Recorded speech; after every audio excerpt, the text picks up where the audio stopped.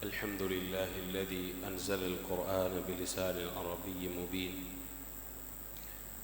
والصلاة والسلام على أشرف الأنبياء والمرسلين نبينا محمد وعلى آله وأصحابه وأتباعه ومن سلك على نهجه إلى يوم الدين. أما بعد. கண்ணியத்துக்குரிய அல்லாஹுடைய நல்லடியார்களே, அல்லாஹு ரப்புல் ஆலமீன் அதிகம் விரும்பக்கூடிய கியாமுல் லைல் தொழுகை முடிந்ததன் பிற்பாடு மார்க்கத்தில் ஏதாவது ஒன்றில் தெளிவை பெற்றுக்கொள்ள வேண்டும் என்ற ஒரு உயரிய எண்ணத்தோடு இந்த இடத்தில் நானும் நீங்களும் ஒன்று கூடி இருக்கிறோம். அல்லாஹு ரப்புல் ஆலமீன் எமது எண்ணங்களை பரிபூரணமாக ஏற்றுக்கொண்டு அதற்கான பூரண கூலியை தர வேண்டும் என்ற அந்த பிரார்த்தனையோடு, கண்ணியத்துக்குரிய அல்லாஹுடைய நல்லடியார்களே, ரமதானுடைய இறுதி கட்டத்தை அடைந்திருக்கிறோம். அதிகம் பேசப்பட வேண்டிய, அதிகம் வலியுறுத்தப்பட வேண்டிய, எல்லோராலும் உணரப்பட வேண்டிய ஒரு பகுதிதான்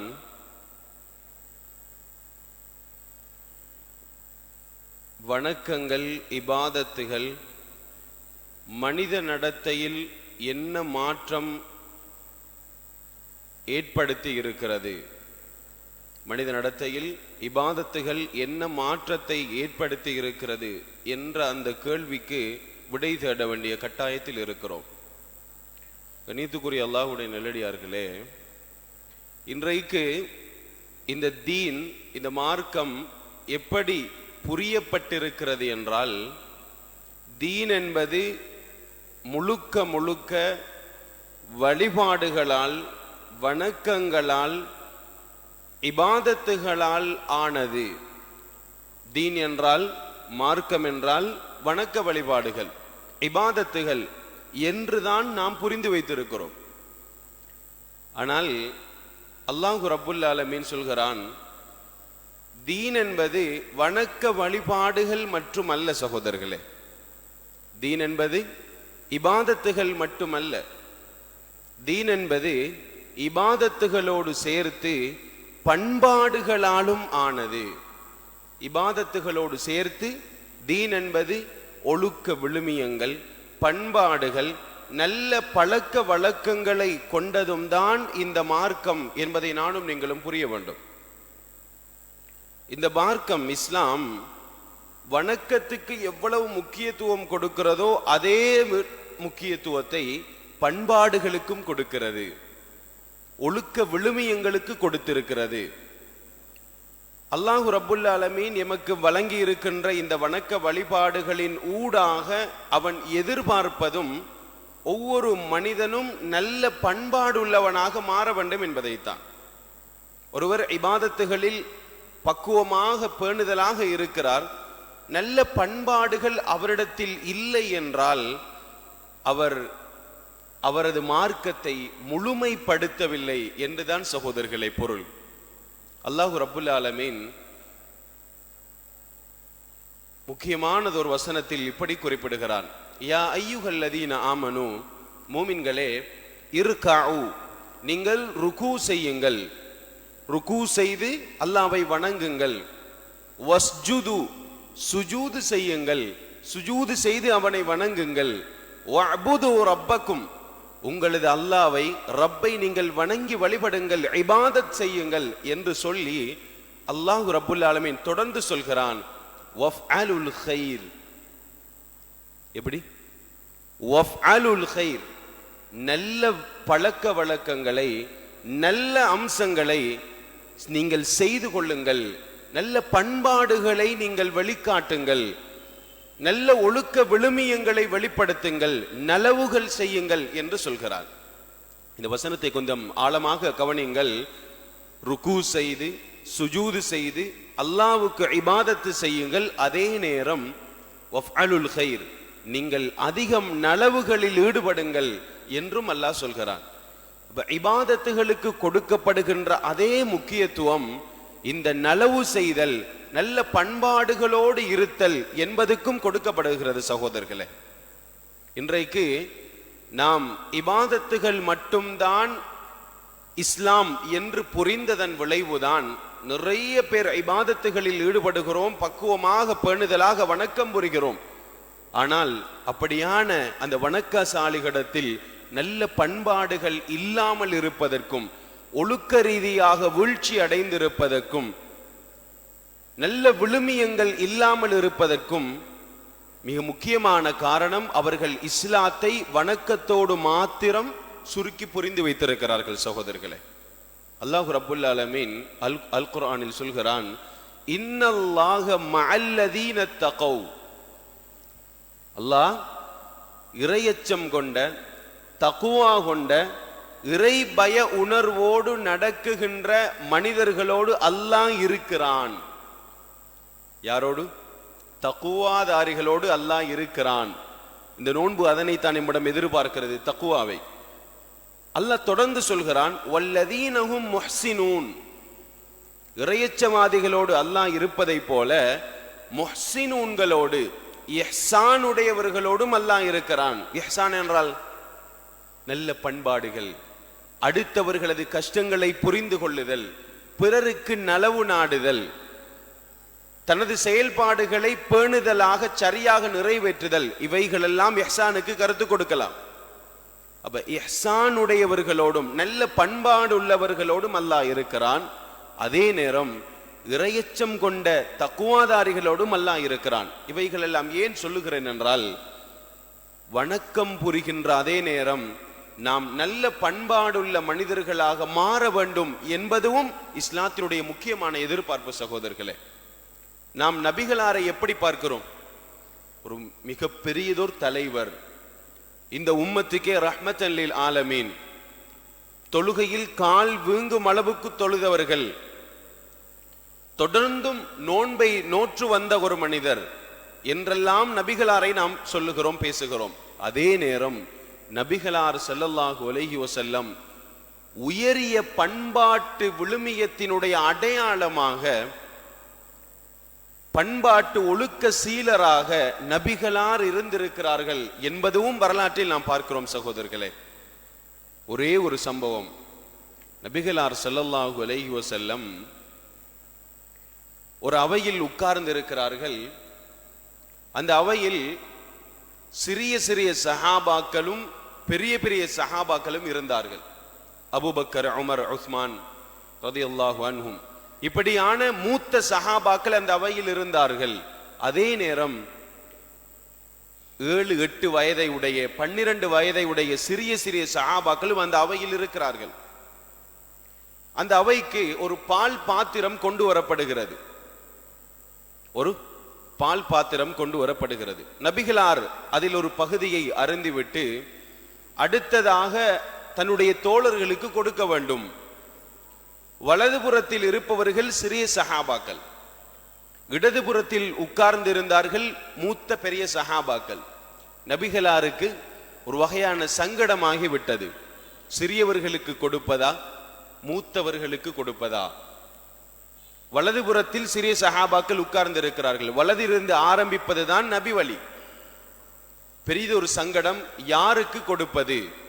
வலதை பார்த்தால் சிறியவர்கள் பெரியவர்களை அவமதிக்க வேண்டி வரும். பெரியவர்களை மரியாதை செய்ய வேண்டும் என்று வந்தால் இடதை முற்படுத்தியதாக ஆகிவிடும் என்ற ஒரு தர்ம சங்கடத்துக்குள் நபிகளால் ஆளாகிறார்கள். நபிகளார் செய்த அந்த செயல் சகோதரர்களே, வரலாற்றை படிக்கும் போது எங்களை வியப்பில் ஆழ்த்திவிடும். வியப்பின் உச்சத்துக்கே எங்களை கொன்று போய்விடும். அந்த அளவுக்கு நபிகளார் ஒரு பண்பாட்டினுடைய அடையாளமாக இருந்திருக்கிறார்கள் என்பதற்கு இந்த வரலாறு உதாரணம் சகோதரர்களே. நபிகளார் ஸல்லல்லாஹு அலைஹி வஸல்லம் தன்னுடைய வலதுபுறத்தில் இருந்த சிறிய சஹாபி, 12 வயது மதிக்கத்தக்க சிறிய சஹாபி இப்னு அப்பாஸ் ரலியல்லாஹு அன்ஹு, அவரிடத்தில் கேட்கிறார்கள், யா குலாம் அத்தஅذனு லி அன் அஅதியஹுல் அஷ்யாஹ். சிறுவனே, நீ எனக்கு அனுமதி தருவாயா இந்த பால் பாத்திரத்தை பெரியவர்களுக்கு கொடுப்பதற்கு நீ எனக்கு அனுமதி தருவாயா என்று நபிகளார் கேட்கிறார்கள். நபிகளார் யார் சகோதரர்களே? மதீனாவினுடைய ஜனாதிபதி. நீங்கள் நபியை ஒரு மார்க்க தலைவர் என்ற அந்த கட்டத்தை தாண்டி மதீனாவினுடைய ஜனாதிபதியாக கருதி பாருங்கள். அந்த ஊர் பிரதேசத்தினுடைய தலைவராக கருதி பாருங்கள். முழு உலகத்துக்குமே வழிகாட்டுகின்ற ஒரு முன்மாதிரி மிக்க ஒரு தலைவர் என்று கருதி பாருங்கள். அப்படியான அந்தஸ்தில், அதிகாரத்தில், பதவியில் இருந்து கொண்டும் நபிகளார் எப்படி சிறியவர்களோடு நடந்து கொள்கிறார்கள்? அனுமதி கேட்கிறார்கள் சகோதரர்களே. அந்த சிறுவன் சொல்கிறான், யா ரசூலல்லாஹ், நீங்கள் குடித்த மாத்திரத்தில் அதனை இரண்டாவதாக குடிப்பதற்கு எனக்கும் ஆசை இருக்காதா? அவர் கேட்கிறார். நபிகளார் சிறுவனிடத்திலேயே கொடுத்து விடுகிறார்கள் சகோதரர்களே. எப்படியான ஒரு பண்பாடாக இருக்க முடியும்? யோசித்து பாருங்கள். நாம் வணக்கம் புரிகிறோம், அதே நேரம் சமூக களத்தில் நாம் ஒரு ஆசிரியராக, ஒரு குடும்ப தலைவராக, ஒரு தொழிலதிபராக, ஒரு பள்ளி நிர்வாக தலைவராக, ஒரு கடையினுடைய முதலாளியாக, அல்லது ஒரு அலுவலகத்தின் உயர் அதிகாரியாக, இப்படி சமூகத்தில் பல்வேறு பாத்திரங்களை நாம் வகிக்கும் போது எப்படி நாம் பிறரோடு நடந்து கொள்கிறோம்? நல்ல பண்பாடுள்ளவராக நாம் இருக்கிறோமா? எமது குடும்ப உறவுகளோடு நாம் பேசும்போது, பழகும்போது நல்ல மரியாதையாக அவர்களை நடத்துகிறோமா? அவர்களுடைய மானங்களை நாம் பேணி பாதுகாக்கிறோமா? அவர்களுக்குரிய உரிமைகளை சரிவர கொடுக்கிறோமா என்பதையெல்லாம் நாம் பார்த்து அதற்கு ஏற்றால் போல் எமது வாழ்வை நாம் அமைத்துக் கொள்ள வேண்டும் சகோதரர்களே. ஒரு முழுமை அடைந்த மூமினாக ஒரு மனிதனை கருத வேண்டுமாக இருந்தால் அவனிடத்தில் இபாதத்துகள், வழிபாடுகள், கிரியைகள், வணக்கங்கள் முழுமைப்படுத்தப்பட்ட நிலையில் பண்பாடுகளும் ஒரு மூமினிடத்தில் இருக்கும் சகோதரர்களே. அல்லாஹ்வுடைய தூதர் ஸல்லல்லாஹு அலைஹி வஸல்லம் நல்ல பண்பாடுகளை சொல்லும் போது அந்த நல்ல பண்பாடுகள் ஈமானுடைய வெளிப்பாடு என்று சொன்னார்கள். சிந்தித்து பாருங்கள். இஸ்லாம் பண்பாடுகளை ஈமானுடைய வெளிப்பாடு என்று சொல்கிறது. மன் கான யுமினு பில்லாஹி வல் யௌமில் ஆகிர், யார் மறுமை நாளையும் அல்லாஹ்வையும் ஈமான் கொண்டு, நம்பிக்கை கொண்டு அதில் உறுதியாக இருக்கிறாரோ அந்த மனிதர் ஃபல்யகுல் கைரன் அவு லியஸ்முத். சுப்ஹானல்லாஹி ரப்பில் ஆலமீன். யார் மறுமை நாளையும் அல்லாஹ்வையும் ஈமான் கொள்கிறாரோ அவர் பேசினால் நல்லதை பேசட்டும், அல்லது அவர் அமைதியாக இருக்கட்டும் என்று சொன்னார்கள். கணித்துக்குரியவர்களே, தேவையான அளவு பேசிக்கொள்ளுதல், நாகரீகமாக பேசுதல், நல்லதை பேசுதல், தேவையில்லாத இடங்களில் அமைதியாக இருத்தல், இந்த பண்புகள் எல்லாம் முக்கியமான உயரிய பண்பாடுகள் சகோதரர்களே. அதனை நபிகளார் ஈமானுடைய வெளிப்பாடு என்றார்கள்.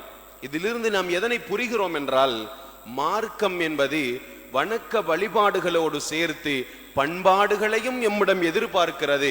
எம்மிடம் இருக்கின்ற வணக்க வழிபாடுகளின் ஊடாக நாம் பண்பாடுகள் உள்ள மனிதர்களாக மாற வேண்டும் என்பதைத்தான் எம்மிடம் இஸ்லாம் எதிர்பார்க்கிறது சகோதரர்களே. இன்றைக்கு ரமதானுடைய மிக பெரும் பகுதியை நாம் கழித்து இன்னும் ஓரிரு தினங்களில் பெருநாளை சந்திக்க இருக்கிறோம். இன்றைய ரமதானிய சிந்தனையாக நான் உங்களுக்கு சொல்லிக் கொள்வதும், எனக்கு நான் சொல்லிக் கொள்வதும் என்னவென்றால், நாம் இந்த பெருநாளை சந்திக்கும் போது எம்முடைய குடும்ப உறவுகளோடு உள்ள அந்த முரண்பாடு அப்படியே இருக்குமாக இருந்தால், அதில் எந்த மாற்றமும் ஏற்படவில்லை என்றால், என்னுடைய அண்டை வீட்டானோடு நான் இந்த ரமலானுக்கு முன்னால் கொண்டிருந்த அந்த முரண்பாடு அப்படியே இருக்கிறது என்றால், என்னுடைய ஏனைய சகோதரர்கள், நண்பர்களோடு கொண்ட அந்த பிரச்சனைகளும் சண்டை சச்சரவுகளும் அப்படியே இருக்கிறது, அதில் எந்த மாற்றமும் நிகழவில்லை என்றால் இந்த ரமலான் எம்மில் தாக்கம் செலுத்தவில்லை சகோதரர்களே. வெறுமனே நாம் வணக்கம் மாத்திரம்தான் புரிந்திருக்கிறோமே தவிர இந்த ரமலானில் செய்த வணக்கங்களால் நாம் சரியாக பயிற்றுவிக்கப்படவில்லை என்றுதான் பொருள் சகோதரர்களே. நல்ல பண்பாடுள்ளவர்களாக குடும்பத்தோடு சேர்ந்து நடப்பதென்பது ஒரு உயரிய பண்பாடு, மிகச் சிறந்தது ஒரு விழுமியம். அது அடுத்தவர்களோடு மரியாதையாக பேசுதல், பிறருடைய கருத்துக்களை அங்கீகரித்தல், அதற்கு மதிப்பளித்தல், அடுத்தவர்களுக்கு வாய்ப்பளித்தல், பிறருடைய உரிமைகளை பேணிக் கொள்ளுதல், அடுத்தவருடைய குறைகளை மறைத்து நடத்தல், இப்படியான பண்பாடுகள் எல்லாம் பண்பாட்டினுடைய உயர்ந்த அம்சங்கள் சகோதரர்களே. இந்த ரமதான் எம்மிடம் அதனைத்தான் எதிர்பார்க்கிறது. குடும்ப உறவுகளோடு சேர்ந்து நடக்கின்ற எமது சகோதரர்கள், குடும்ப உறவுகள் எம்மை எதிர்த்தாலும் அதனை மறந்து மன்னித்து அவர்களோடு சேர்ந்து நட்புறவாடுகின்ற, எமது மன்னிப்பால் அவர்களுக்கு நெருக்கடி கொடுக்கின்ற, நாம் அன்பை மாத்திரம் வெளிப்படுத்துகின்ற சிறந்த மனிதர்களாக மாற வேண்டும் என்பதைத்தான் இந்த ரமதான் எம்மிடம் எதிர்பார்க்கிறது சகோதரர்களே. ஆக நாம் பெருநாளை அண்மித்துக் கொண்டிருக்கிறோம். இந்த பெருநாளுக்கு பின்னர் நாம் பேசுகின்ற, நாம் மொழிகின்ற வார்த்தை பிரயோகங்களில் மாற்றம் உண்டாகி இருக்க வேண்டும். நாம் அடுத்தவர்களோடு உறவாடும் போது எமது உறவாடல் மிகச் சரியாக பேணுதலான உறவாடலாக இருக்க வேண்டும். எமது குடும்ப உறவுகளோடு நாம் கொண்ட முரண்பாடுகளை களைந்து இந்த பெருநாளை பயன்படுத்தி அவர்களோடு சேர்ந்து நடக்கின்ற, அவர்கள் செய்த குறைகள் தவறுகளை மன்னிக்கின்ற அந்த பண்பை நாம் இந்த ரமதானில் பெற்றுக்கொள்ள வேண்டும் சகோதரர்களே. ரமதான் என்பது இயல்பாகவே எல்லோருக்கும் இறையச்சத்தை தரக்கூடிய ஒரு மாதம். ரமதான் வந்தால் இயல்பாக எல்லோருமே பள்ளியை நோக்கி வருவார்கள். இந்த மனோநிலை, இந்த சந்தர்ப்பத்தை பயன்படுத்தி நாம் குடும்ப உறவுகளோடு சேர்ந்து நடக்க தவறிவிட்டோம் என்றால், இந்த ரமதானுடைய இந்த சந்தர்ப்பத்தை பயன்படுத்தி குடும்ப உறவுகளோடு சேர்ந்து நடக்க தவறிவிட்டோம் என்றால், ஏனைய காலங்களில் இதற்கான வாய்ப்பு கிடைப்பதென்பது மிக மிக அரிது சகோதரர்களே. இந்த மனோநிலை, இந்த இறங்கி போகின்ற இந்த பக்குவம், அடுத்தவரை மன்னித்து நாம் சேர்ந்து கொள்வோம் என்ற அந்த மனோநிலை இந்த ரமதானை தவிர வேறு மாதங்களில் வருவதென்பது கடினம். ஒரு வகையான வரட்டு புடிவாதம் ஏனைய மாதங்களில் இருக்கும். ஆனால் ரமதானை பொறுத்தவரை அப்படி அல்ல. மனிதனுடைய உள்ளத்தின் கரடு முரடு தன்மையை அப்படியே கரைத்து விடுகின்ற ஒரு சக்தி இந்த ரமதானுக்கு இருக்கிறது. ஆக பகையை மறந்து, குறைகளை களைந்து, முரண்பாடுகளை தூக்கி எறிந்து குடும்ப உறவுகளோடு சேர்ந்து நடக்கின்ற நல்ல பண்பாடுகளை கொண்ட மனிதர்களாக இஸ்லாம் எதிர்பார்க்கின்ற முழுமை அடைந்த ஒரு மூமினாக நானும் நீங்களும் மாறுவதற்கு அல்லாஹு ரப்புல் ஆலமீன் அருள் செய்ய வேண்டும். எவையெல்லாம் கேட்டோமோ அவைகளை வாழ்வில் எடுத்து நடப்பதற்கு அல்லாஹ் எனக்கும் உங்களுக்கும் அருள் செய்வானாக. வ ஆகிர தஅவத்தி அனில் ஹம்துலில்லாஹி ரப்பில் ஆலமீன்.